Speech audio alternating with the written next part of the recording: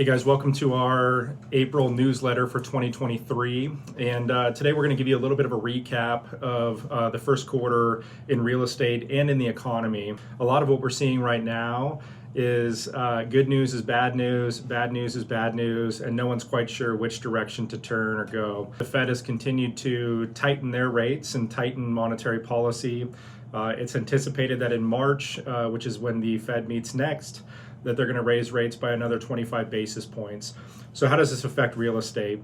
To start the year, we've definitely seen real estate cool a bit. Interestingly enough, prices have remained stable though. Rates have gone up over the first part of the year, kind of as anticipated with what the Fed is doing, but that hasn't affected prices like most people thought. And what I'm hearing is most buyers or sellers are waiting for this event to happen. That isn't likely to happen. That is, rates drop and prices drop. What's keeping prices stable is the fact that our inventory in general is down double digits. In our local market, it's down over 20%. And in a lot of the areas that we operate in, it's down 20 plus, 30 plus percent. So our number one problem still remains an inventory problem, meaning we don't have enough homes to sell.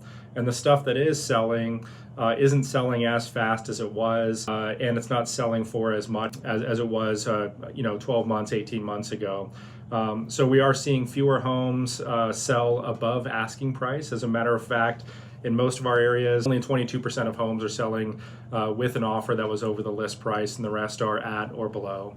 What we anticipate is coming out of the winter months is that real estate is going to pick up. And within the last week or two, what we've been seeing is homes that come onto the market that are priced well, maybe a little bit below the average or a little bit below the comps. They're conditioned well, a little better condition than the comps. So price below, condition better. Those properties are getting multiple offers. We are seeing that again, and we're seeing a lot of activity on those homes.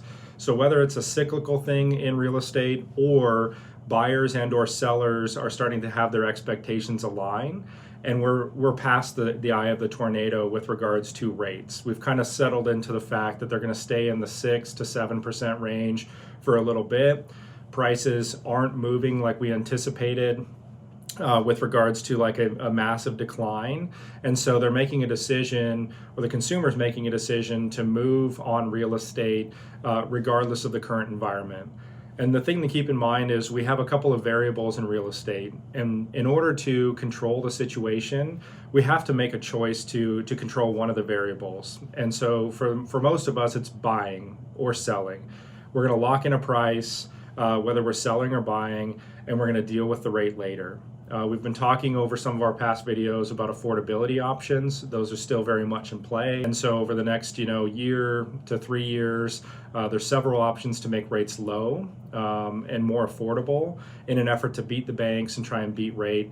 And then you can always refinance later. I'd say, in this next quarter, Q2, we'll probably see activity pick up a bit. We might see price stabilize, maybe see 2 to 3% appreciation.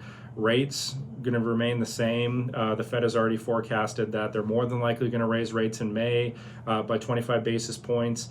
I don't think there's going to be anything economically that's going to alter their path on that. So we might see a couple more rate hikes throughout the year. But remember, real estate's a resilient asset. You have needs with regards to family, personal, job changes, things along those lines. And it's okay to make that decision to buy or sell real estate in any market. Most people that are successful with real estate buy on a schedule. Obviously, we're not all investors, but there is a need always, and real estate is a resilient asset.